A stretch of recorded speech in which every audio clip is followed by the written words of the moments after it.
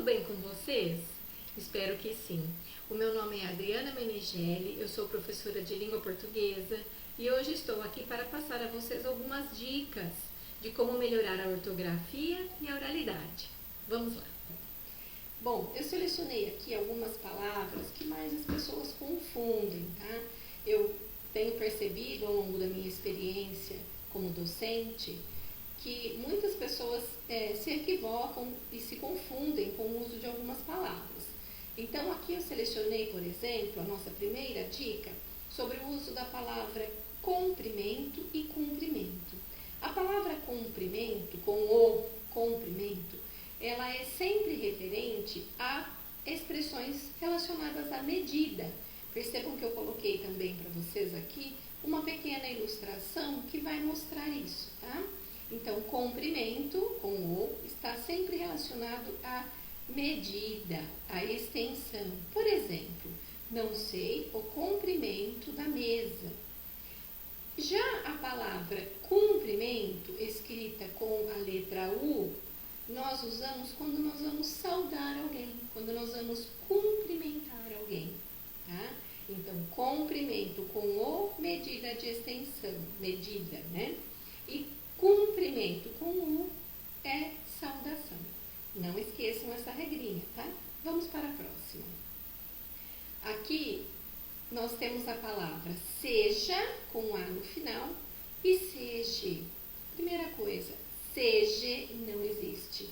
Então, já risquem essa palavrinha do vocabulário de vocês. Seja, com E, não existe. Por favor, tá? E assim como esteja também não existe, tá bom?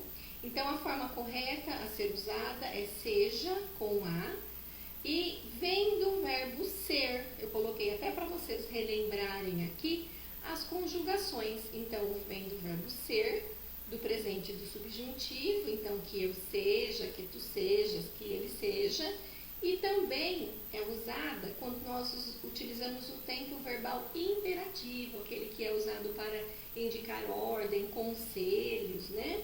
Então, seja ele, por exemplo. Aqui eu coloquei uma ilustração, seja calmaria, já existe gente demais fazendo tempestade. Então, lembrem-se sempre, seja não existe, o correto é seja, com A. Próxima regrinha, o uso de onde ou aonde. Onde, sem o azinho, nós usamos sempre que nós estamos indicando um lugar. Então, por exemplo, onde estão as minhas chaves? Então, em que lugar estão as minhas chaves? Já a palavra aonde, esse azinho que acompanha a palavra onde, é uma preposição de movimento. Então, é a mesma coisa que se nós disséssemos para onde. E sempre será usado com verbos de movimento. Veja o nosso exemplo aqui. Aonde vamos? Aonde iremos? Aonde chegaremos? Então, sempre quando tivermos esses verbos de movimento, nós vamos usar o onde junto com o a. Então, aonde. Quando for referente a lugar, somente a palavra onde, sem o a. Combinado? Próxima dica, de encontro ou ao encontro. Essa dica aqui é muito valiosa. Eu tenho visto por aí até pessoas bastante escolarizadas, profissionais das mais diversas áreas, usando erroneamente essas palavrinhas aqui. O que acontece então? O que mais as pessoas se confundem nesse caso é por causa da preposição de e também por causa desse ao aqui, que muda totalmente o sentido, né? Então, quando nós falamos ao encontro, é quando nós estamos nos referindo a estar de acordo com alguma ideia, com alguma situação, ou quando também estamos indo ao encontro de alguém, vamos nos encontrar com alguém, como no caso aqui da nossa imagem, tá? Então, ir ao encontro de, olha aqui as pessoas se encontrando, se abraçando, né? Então, aqui nós temos um exemplo. Esse planejamento vem ao encontro de tudo que queria para as minhas férias. Então, ele é favorável, ele concorda com tudo que eu queria para as minhas férias. Já a expressão de encontro já tem a ideia de um sentido contrário, né? Então, as decisões que o grupo tomou foram de encontro à realidade da empresa. Percebam que aqui as ideias são contrárias, são ideias opostas, não concordam com as ideias da empresa. Perceberam a diferença? Então, muito cuidado com o uso dessas duas expressõezinhas aqui, para não se confundirem e não inverterem todo o sentido do que vocês querem dizer, tá? Um simples uso de preposição faz toda a diferença aqui. Próxima dica, o uso do A com H e acento ou o uso do Azinho sem nada, sem o H. O A com H, ele é do verbo haver e ele sempre vai se referir a passado. Então, quando nós temos uma frase como aqui no exemplo, nós nos conhecemos há 6 anos. Então, indica que faz 6 anos que nós nos conhecemos, é um tempo transcorrido, é o passado, tá? Já o A sem o H e sem o acento, ele já faz referência a duas coisas. A questão da distância, então, por exemplo, a farmácia mais próxima fica a 10 quilômetros, olha aqui a distância. Ou então, quando nós vamos nos referir a futuro, tá? O contrário do Hzinho aqui, com H que nós usamos para passado, o A sozinho, ele vai nos dar a ideia de futuro. Viajaremos daqui a 2 semanas. Olha aqui o A sozinho, sem o H. Então, recapitulando, A com H nós usamos para passado, A sem o H e o acento nós usamos para distância e para indicar futuro. Não esqueçam. Como escrever? Faz 2 anos ou fazem 2 anos? Essa também é uma regrinha de ouro que muitas pessoas erram, mas agora, depois dessa videoaula, vocês não vão errar mais, por favor, hein? Então, o que acontece aqui? Nós temos o verbo fazer, que quando ele é acompanhado das pessoas do verbo, dos pronomes pessoais, eu, tu, ele, nós, vós, eles, ele é conjugado. Então, ele faz um bolo, eles fazem a sobremesa, enfim, aí nós conjugamos normalmente o verbo. Porém, há esse caso aqui em especial, que ele se refere a tempo transcorrido. Neste caso, independente do numeral que esteja aqui depois do verbo fazer, ele vai ser sempre na terceira pessoa do singular. Porque quando o verbo fazer indica tempo transcorrido, ele é sempre impessoal, ou seja, ele não tem as pessoas do verbo, ele não tem os pronomes pessoais para conjugá-lo. Então, ele vai ser sempre usado na terceira pessoa do singular. Então, faz mais de 30 anos que não vejo os meus amigos de escola. Faz 1 ano que não encontro os meus colegas. O que mais acontece aqui, que eu tenho percebido com a minha experiência docente, é que quando o numeral que aparece aqui depois do verbo fazer, neste caso, é o todo mundo acerta. Então, por exemplo, faz 1 ano que não nos encontramos, beleza? Aí todo mundo concorda, né, o verbo com o numeral e dá certo. Porém, quando esse numeral se torna mais alto, de 2 para cima, as pessoas tendem a conjugar o verbo de acordo com o numeral. E isso não se aplica para esta regra, tá? Porque a regra é clara quando nos diz que o verbo fazer no sentido de tempo transcorrido é impessoal, ele não vai ser conjugado em todas as pessoas do verbo, ele vai ficar sempre na terceira pessoa do singular. Então, faz 1 ano que não nos vemos, faz 10 anos que não nos vemos, tá? Independente do numeral, nesse caso, se usa terceira pessoa do singular. Está claro? Próxima regrinha. Essa daqui, para mim fazer ou para eu fazer, sinceramente, me dói o coração quando eu escuto alguém falar desta forma, equivocada, ou para mim fazer, tá? Porque o mim, ele não conjuga verbos, tá? Então, quando eu tenho um verbo, depois do para aqui, eu tenho que usar sempre o pronome pessoal, o eu, nesse caso, né? Então, Caio pediu para eu curtir as fotos dele.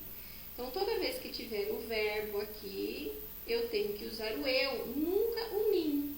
Ah, mas é correto, então, é incorreto eu usar o para mim? Neste caso, sim. Então, toda vez que tiver um verbo no infinitivo aqui, o que é um verbo no infinitivo? É um verbo terminado em ar, ir, er, tá? Sem ser conjugado. E toda vez que tiver esse verbo aqui, nós temos que usar então os pronomes pessoais. No caso aqui, o eu. Caio pediu para eu curtir as fotos dele. Outro caso aqui que nós podemos usar o para mim. Mariana trouxe bolo para mim. Nesse caso, não tem nenhum verbo aqui depois do mim, do pronome oblíquo. Então, neste caso, sim, está correto usar o para mim, tá? Mas toda vez que tiver um verbo, eu tenho que usar, neste caso, o para eu fazer, para eu curtir, para eu ler, para eu trabalhar, tá? Nunca para mim fazer, por favor, ok? O tem. O tem, acontece que esse erro aqui do uso inadequado ou do uso excessivo do acento, a gente percebe na escrita, na parte oral não, porque a pronúncia é igual, né? Então, quando nós usamos o tem sem acento, quando o verbo estiver se referindo a alguém no singular, tá? Então, por exemplo, você tem medo de mudança? Então, perceba aqui que nós temos você que está no singular. Quando nós usamos o tem com um acento circunflexo? Quando nós estamos nos referindo a plural. Então, eles têm medo de mudança. Então, percebam a diferença. Tem sem acento, singular. Tem com acento, plural. Simples, né? Essa é fácil. Meio ou meia. Essa palavrinha meio é bastante usada na forma feminina, erroneamente, quando se refere a um advérbio. Toda vez que eu quero me referir a um pouco, eu tenho que usar a palavra meio com o no final, forma masculina, singular, tá? Porque é um advérbio de intensidade, que significa um pouco. Então, por exemplo, eu estou meio cansada, quer dizer que eu estou um pouco cansada. Ah, fulana está meio nervosa, quer dizer que ela está um pouco nervosa. Então, toda vez que eu puder substituir por um pouco, eu tenho que usar meio na forma masculina, ok? Ah, mas e a palavra meia? Quando que eu vou usar? Em vários casos. Por exemplo, quando eu vou me referir a horas, então, ele chegará em meia hora. Outra coisa que vale a pena lembrar aqui é que nós falamos 9h30, 10h30, 11h30 e meio-dia e meia também, tá? Nós não podemos falar meio-dia e meio, que fica errado, tá? Então, é meia hora, então tem que ser meio-dia e meia. Outro caso aqui que nós usamos a palavra meia, quando se referir a metade, por exemplo, eu quero meia laranja, então eu quero metade da laranja. E também quando for um substantivo, sabe a meia que nós usamos no pé? Então, nesse caso, meia dá nome à coisa, então eu uso no feminino. Então, minha meia furou, eu usei aqui como substantivo, então é na forma feminina, ok? Recapitulando então, para vocês não errarem mais, só vou usar a palavra meio quando for no sentido de um pouco, tá bom? Quando for nesse sentido, não pode ser meia, fica errado, ok? 200 gramas ou 200 gramas. Prestem atenção nesta regrinha. Quando eu vou falar da palavra grama, no sentido de medida, de peso, de quilogramas, eu tenho que usar o numeral antecedente na forma masculina, tá bom? Então, por exemplo, eu vou ao açougue ou ao supermercado e fico lá na fila esperando. Quando chega a minha vez, eu digo, eu quero, por favor, 200 gramas de mussarela, no masculino, tá bom? Porque se eu usar a palavra 200 gramas, nesse caso, isso refere a todos os numerais que antecedem a palavra gramas, tá? Isso aqui é só um exemplo. se eu falar 200 gramas de mussarela, eu estou pedindo, na verdade, grama capim, grama relva, tá? Então, quando eu quero falar em sentido de medidas, de quilogramas, eu tenho que usar o numeral no masculino, ok? Então, aqui, ó, eu coloquei uma imagem para vocês visualizarem e memorizarem. Então, 200 gramas se refere aqui ao peso, tá? Por isso tem a balança. E 200 gramas, então, se refere aqui ao matinho, a grama relva, ok? Não vão se confundir. A partir de agora, tenho certeza que vocês vão começar a observar essas situações cotidianas, tá bom? Vamos lá. Já que estamos falando em medida de peso, em 200 gramas de mussarela, enfim, como é que eu escrevo, então, mussarela? É com 2 S, é com C cedilha? Porque eu tenho percebido aí nas placas de supermercados, em folhetos de propaganda, né? Às vezes a palavra é escrita de uma forma, às vezes de outra. Então, qual é a forma correta? Bom, vamos começar então explicando um pouquinho sobre a origem da palavra. A palavra mussarela, na verdade, ela vem do italiano. Eu fiz aqui esse quadro para explicar para vocês, porque eu acho que o quadro é bastante ilustrativo. Eu gosto muito de trabalhar com quadros e com imagens, porque eu acho que ajuda na memorização. Então, a palavra mussarela, ela veio do mozzarella do italiano, que quando passou para o português num primeiro momento, foi escrita assim, com Z, na verdade. Mas, como nós temos algumas convenções ortográficas em relação às palavras italianas, quando vem aqui para o Brasil, a ideia é, então, que toda palavra escrita com Z, que seja italiana, ela vai ser transformada em C ou C cedilha. No caso da palavra mussarela, então, ela ficou com C cedilha. Então, a forma correta da palavra mussarela, segundo, então, o Volpe. O que é esse Volpe aqui? É uma sigla, é o vocabulário ortográfico da língua portuguesa, tá? Então, segundo esse vocabulário ortográfico da língua portuguesa, que é o reconhecido pela Academia Brasileira de Letras, a palavra, então, a grafia, ou seja, a escrita correta da palavra é mussarela com C cedilha, tá bom? Então, na língua portuguesa, nós escrevemos mussarela com C cedilha. Essa é a forma correta vigente, tá bom? Não errem mais e observem os folhetos aí de supermercado. Quando vocês forem, observem se está escrito da forma correta.